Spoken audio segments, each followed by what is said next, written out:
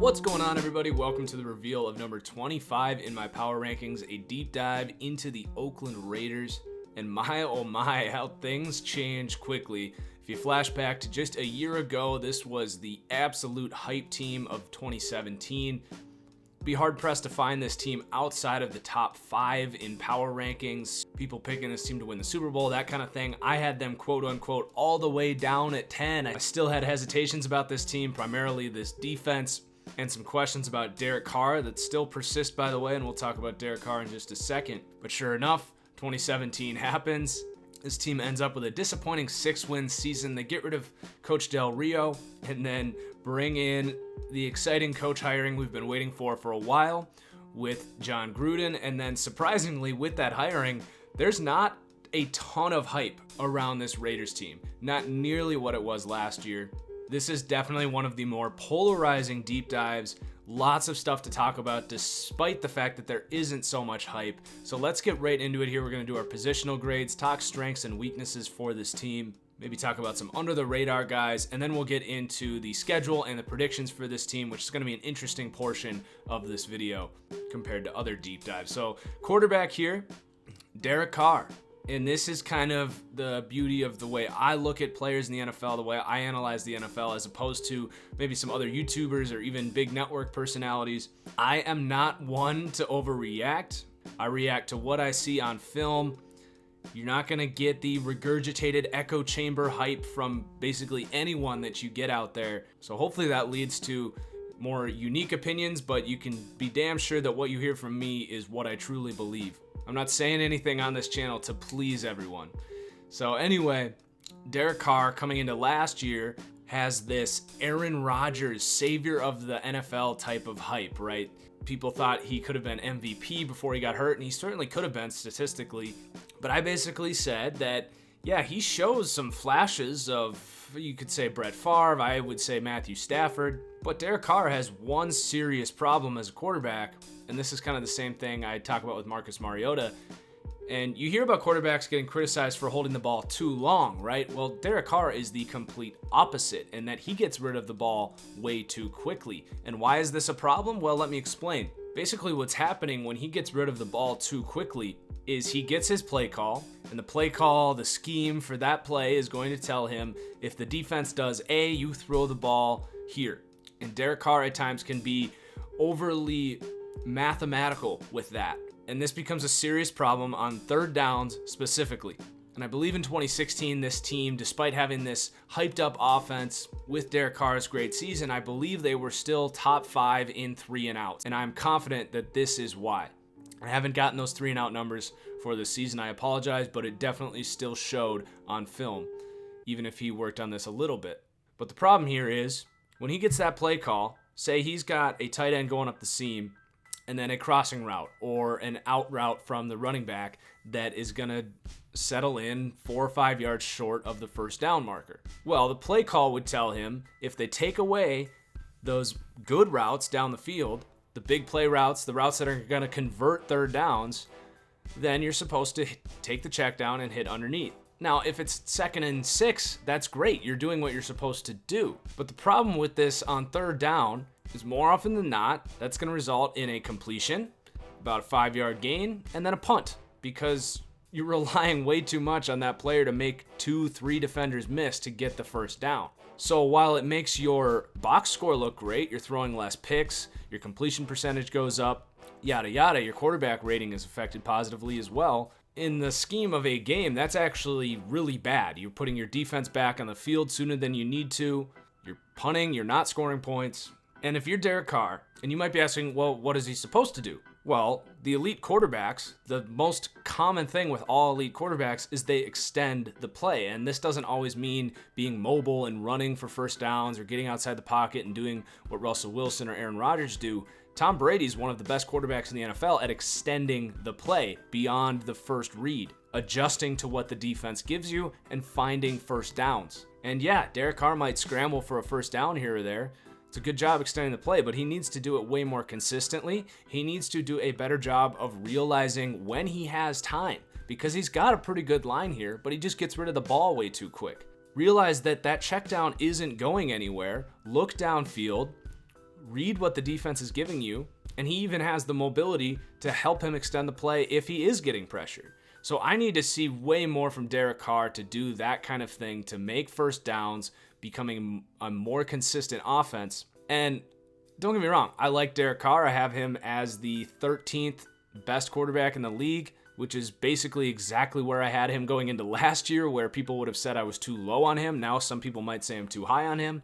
This isn't like a Jameis Winston situation where I haven't seen any progression and I'm ready to give up on the guy if I'm in charge of this team. I think Derek Carr very much is showing the path in his career that we saw from Matthew Stafford. It really wasn't until about 2 years ago that I was ready to say that Matthew Stafford is more an elite quarterback than a system quarterback. So it's not like Derek Carr is lost or anything. I definitely think he has the upside to become a top 5 quarterback in this league. He's just not there yet. And this is going to be a really interesting year in a new scheme. Really, all of his success has been under Coach Del Rio in a very one-dimensional scheme. Way too many designed back shoulders and fades for Michael Crabtree. This is kind of similar. Obviously, Crabtree is not Calvin Johnson, but to Matthew Stafford, where Calvin Johnson retired. They got Jim Bob Cooter in there, changed up the scheme. Gruden has that West Coast Shanahan background, even though it was about 10 years ago, so we'll see how that translates. But spread the ball around a little more. Let that mind open up and start assessing plays a little more, and I think we might see some serious evolution in Derek Carr. But I'm not going to sit here and project that until we see it more consistently on film. So that is my spiel on Derek Carr. Obviously spent a little more time here because the season is going to hinge on how good Derek Carr can be. So let's talk about the surrounding core here and how they're going to help him get better quarterback play. At running back, this is a very uninspiring running back room, but I think it's going to be more NFL effective than it will be sort of NFL fan exciting, if that makes any sense. Marshawn Lynch and Doug Martin, both these guys are very good at creating yardage. Marshawn Lynch, while he isn't what he used to be, definitely isn't done based on what we saw last year. And then Doug Martin just can't stay healthy, but when he's out there, I really still did see a guy even last year who still has that unique ability to get low and just pile drive or power his way through gaps and create 3-4 yards that you thought there was no way he was going to get. So I do think Doug Martin still has something left. It's a good spot here because he's not going to have to carry a big load. Hopefully he can stay healthy. So while this is a running back room that from a fantasy perspective, there's no way I'm touching. It's just going to be a headache knowing who's getting the ball when and where, especially when you've also got Jalen Richard and DeAndre Washington, who in my eyes are almost the exact same player as third down backs. So all these guys are going to be involved. It's going to be a total running back by committee. So I think it's going to be an effective room. I've got them at 21st, which is probably higher than most people would rank this room, I would think. They'll do their job. I don't think they're going to really dominate any games, but you could do a lot worse. Then at wide receiver, really interesting wide receiver room with all the moves this team's made with Gruden here. So we've got a good bit to talk about here. Amari Cooper is now going to have a chance to establish himself as a number 1 receiver, as the go-to target in this offense, which has been Michael Crabtree. Now, does that lead to a confidence boost and get rid of the drops and more consistency? There's definitely a chance, maybe even more likely that happens than not, but it's no guarantee that Amari Cooper is a number 1 wide receiver. He should be. The talent is there. It makes sense. He's got the quarterback, the opportunity, but this Raiders team is starting to give us reason to doubt that things are going to progress the way that they frankly should be here. So the total wait and see game with Amari Cooper, I'm going to take the cop-out approach and say, yeah, he could be great or he could be more of the same. Still a guy that I would love to have on my team. Definitely bringing this grade up for the wide receivers. But it is these other guys bringing this grade down, which comes in, by the way, 21st in the NFL, grade of 79. So I thought that Jordy Nelson was actually one of the worst signings in the NFL this year. And I know I love Jordy Nelson, but the cold hard truth is he doesn't separate anymore. He doesn't win contested situations, and he doesn't have Aaron Rodgers anymore. So where does that leave him? Probably as an oversized blocking slot receiver who you're now paying a ton of money over the next 2 years, like $7 or $8 million. So I don't see Jordy Nelson having much success. He could be a red zone threat here. I see it as kind of a safety blanket for Derek Carr, who really liked those back shoulders and fades with Michael Crabtree. But the problem is Michael Crabtree, while I'm not super high on, is much better at winning contested balls than Jordy Nelson. Maybe they can establish some elite back shoulder chemistry like they had Jordy Nelson and Aaron Rodgers, but I just don't think that highly of Derek Carr. It's pretty hard to establish that timing. It's a pretty unique relationship. And with Jordy at this point in his career, I just don't see that being what they focus on. So that was interesting. And then probably even worse than that was this team trading a third-round pick in what I thought was a really deep mid-round group of receivers with guys that I loved, like Jamon Moore, Deshaun Hamilton, among some other guys. You give up a third-round pick for a guy that now we're finding out might have failed another drug test. Even when he's on the field, he hasn't shown a ton of consistency. And that was in an explosive offense with Pittsburgh. I mean, Martavis Bryant, let's not forget, he was on the field for most of last season and was extremely disappointing, had a ton of drops, and really had a hard time being consistent in that scheme. So you give up a third-round pick for a guy that might never see an NFL field again if he failed another drug test. Obviously, the upside is there, but consider myself a doubter that that's going to happen. Then you got Seth Roberts here, who's shown flashes, definitely has some physical upside, but hasn't really established a role in this offense. They got Ryan Switzer in a trade. Now that's interesting because, frankly, Ryan Switzer is going to be more capable of getting open and is better with the ball in his hands than Jordy Nelson in the slot. And maybe Jordy plays outside, but honestly, I could absolutely see Ryan Switzer just straight up beating out Jordy Nelson for a slot spot at some point in the year if it's not working out. They're going to give Jordy a starting job on this team because of how much they paid him, but I don't know how long he's going to be able to hold that. And then with all this considered, it's not like I love Ryan Switzer, but I do think he's a good slot receiver. You've got two guys currently buried on this depth chart that I am absolutely keeping my eye on because I don't think very highly of anyone behind Amari Cooper. So you've got Johnny Holton, and he just might be the best guy on this team behind Cooper to separate and get open for Derek Carr. So the cards could definitely play out for Johnny Holton to have kind of a breakout season. An undrafted guy a couple years ago has definitely shown flashes here. And then you got Marcel Aitman, who I had a third-round grade on, who they ended up taking in the 7th round. So at least they make up for it for trading Martavis Bryant away, or for trading a third round for Martavis Bryant, because they take a guy that I thought should have gone in the 3rd or 4th round in the 7th. And my comparison for Aitman, at least in terms of his scheme fit, is Marvin Jones. He's incredible in contested ball situations. He's going to have to separate better, and he's not super fast, but he can be kind of a go-to target, a Michael Crabtree sort of player. So I can absolutely see him becoming a role in this offense as well. If this season ended and it was Cooper, Johnny Holton, and Marcel Aitman as the 3 leading receivers, I would not be stunned. So that's probably more time than we needed to spend on the receivers. You got the tight ends here as well. Really no one I'm going to talk about here. Jared Cook, we know what he is. Freak athlete with below average skills in every direction for a tight end. And then no one behind him that I'm too excited about either. So then we got this offensive line, which is a very good offensive line. They come in at 8th. They still haven't really clicked together in terms of run blocking. They have so much physical upside to be this enforcing line. They have good chemistry as far as their communication goes for pass protection. And these guys all have a lot of skill. So they've really stood up for pass pro, but they have yet to really emerge as an enforcing offensive line, which is why they're not top 5 and they're top 8. But regardless, a good group. You got a bunch of vets. Donald Penn, Kaleki Asemle, who's definitely the best run blocker here. It's not even close. Rodney Hudson, Gabe Jackson, who I thought they should not have given that contract to. Just, you're already paying all these linemen a lot, and they've got some tough contracts coming up. They already paid Derek Carr, but they're going to have to pay Khalil Mack, Amari Cooper. I think they might look at that Gabe Jackson contract at this point as something they wish they could get rid of and replace him with a cheaper option at guard, when frankly there are better pass protecting specialists, which is pretty much what Gabe Jackson is, that would cost a lot less, like a Josh Sitton, for example. And then they draft Colton Miller at right tackle, and this is a huge pivot point for this entire offense because the rest of this line is good, but right tackle has been a problem for this team for 2 straight seasons. They spend the 1st round pick on him. Now, they definitely wanted Mike McGlinchey, who some people had questions about. I thought he was the only surefire plug-and-play starting tackle in this class, with Colton Miller definitely being behind him. They have similar upsides. They're both like north of 6'8", both very quick for a lineman.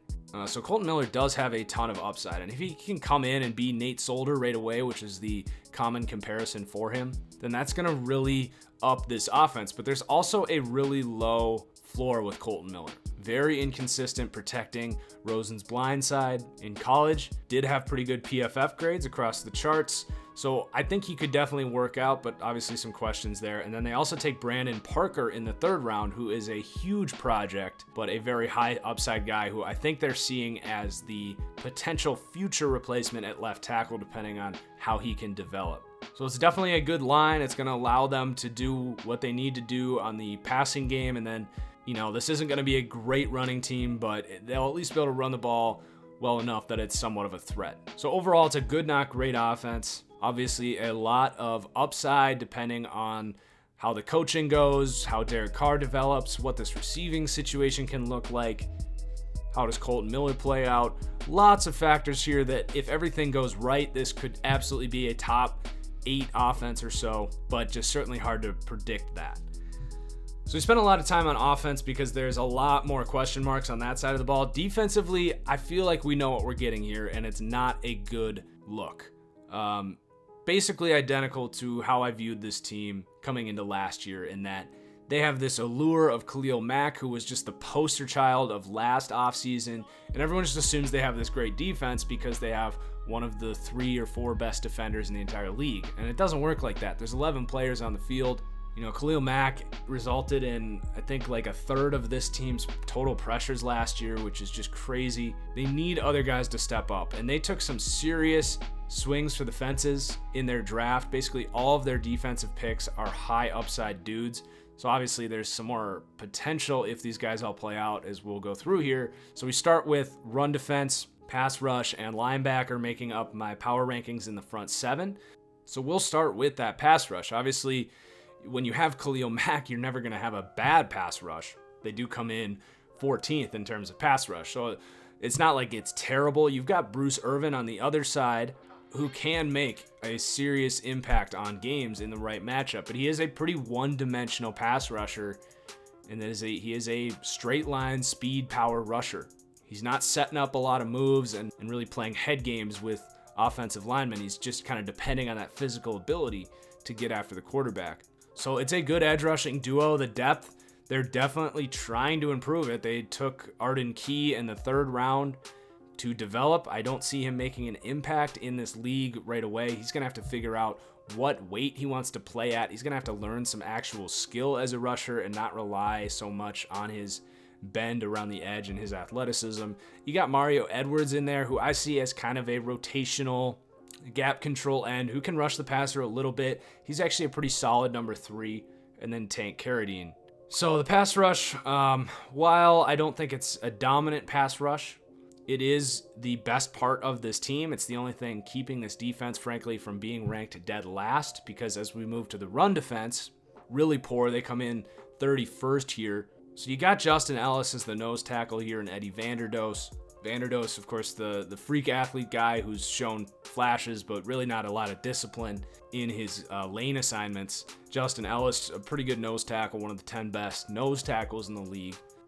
And then they draft a couple guys. PJ Hall, really interesting, undersized defensive tackle type, who they're now pairing potentially with Maurice Hurst, who is a total pivot point for this entire defense, because Maurice Hurst was one of the 10 best players in this class, in my opinion. His upside is just short of an Aaron Donald. I would say Geno Atkins is a really good upside for Maurice Hurst, and he frankly doesn't have to develop too much to get to that point. He is a hell of a player, but a guy like that doesn't fall to the 5th round if there aren't legitimate concerns about if he can play on the field. So we'll see how that plays out. I mean, all the optimistic Raiders fans are going to say that he's going to play and that he'll be there, but how often does that optimism bite people's expectations in the ass? So we'll see. It's so hard to project this team because of Maurice Hurst specifically. There's a lot of factors that we've already talked about, but he is such a pivotal point here. I think so highly of him. I hope it works out. I'm a huge Maurice Hurst fan, but as an analyst, it's really hard to ignore the fact that he fell so far. So we'll see what happens. If he plays, this run defense gets a boost. This pass rush gets a huge boost. So we'll see, man. But as far as right now, it's hard to project them to be very good defending the run, something they struggled against last year. And then the linebackers definitely play a factor in that run defense as well. So the linebacker grade here is 24th, 73 overall. They bring in Derek Johnson. Even if he does play, he's not what he used to be.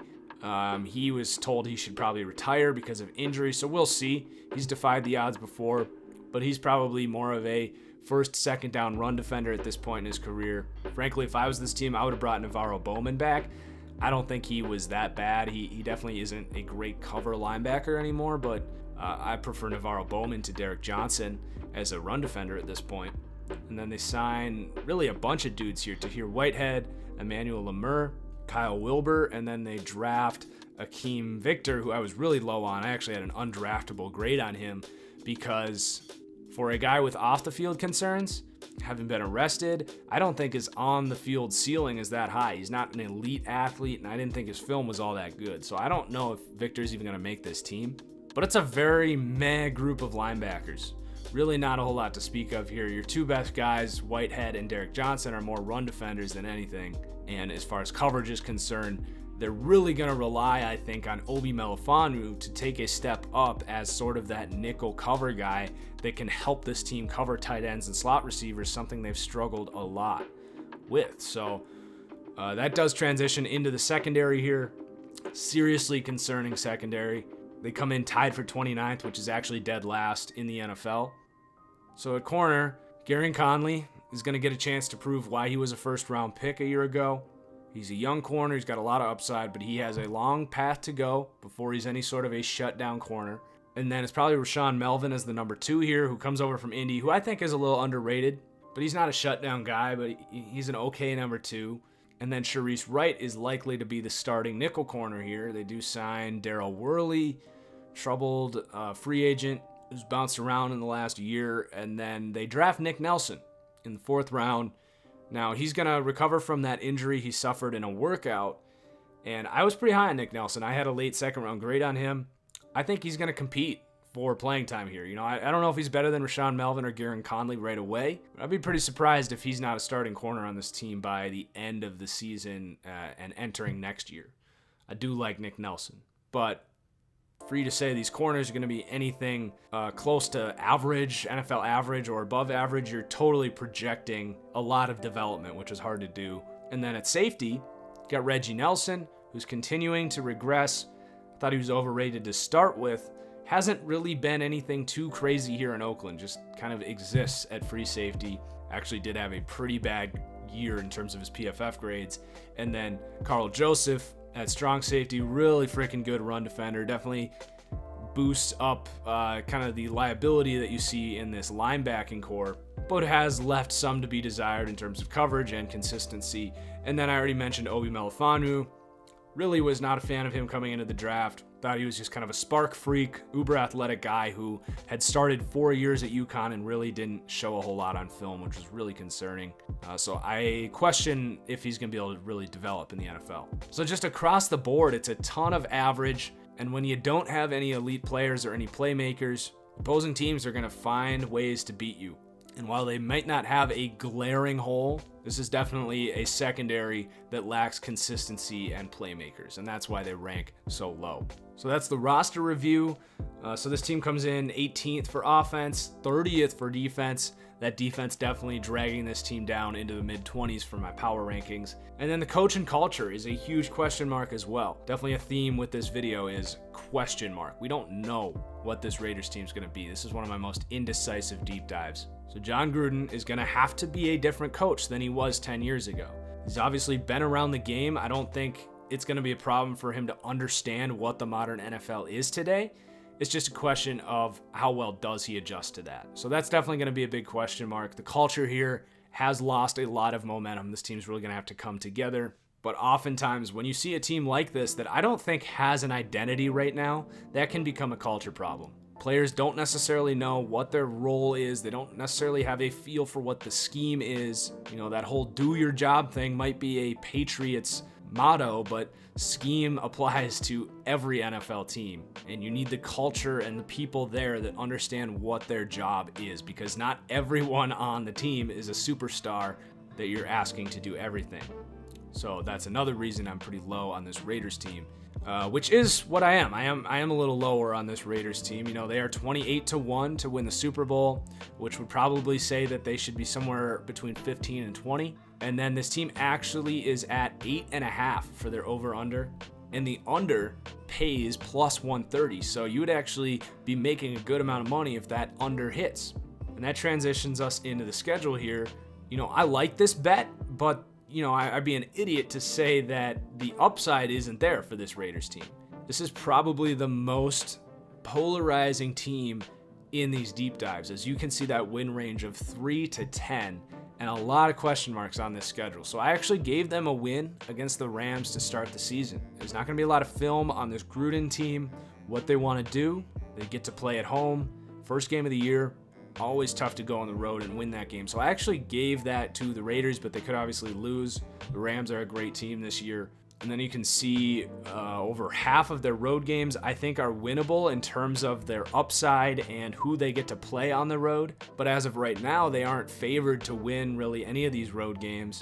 I have a really tough stretch here where you got to go to San Francisco. They do get the Chargers at home. Then you got to go to Arizona, you got to go to Baltimore, Kansas City, Pittsburgh, at Cincinnati. That's a brutal stretch in the heart of this season, and that's where this season's going to be decided. You know, if they can go to San Francisco and they can beat the Chargers at home, maybe they steal one against Miami or can beat Seattle at home, and then all of a sudden they're sitting there at 6-3 heading into the back end of the season. That's where momentum kicks in, and this team could absolutely finish strong and get to 10 wins and make the playoffs. They've got the quarterback to do it. They've got the pass rush. They've got the offensive line. Those are all critical pieces for winning football games. Just look at my power rankings. Those get a heavy weight. But there are a lot of questions for this Raiders team. It's going to be a really interesting season to see this play out. You know, we'll see if I end up being too low on this team. I'm excited to hear from you Raiders fans who I'm sure are going to tell me I'm too low, which is fine. I get it. If you want to be optimistic about projecting this team, that's fine. I'm not going to do it. For non-Raiders fans, what's your opinion on this team? What are your expectations? Hope you liked the video, guys. Hit that like button if you did. Looking forward to more deep dives coming soon. So cheers, everyone. We'll see you next time.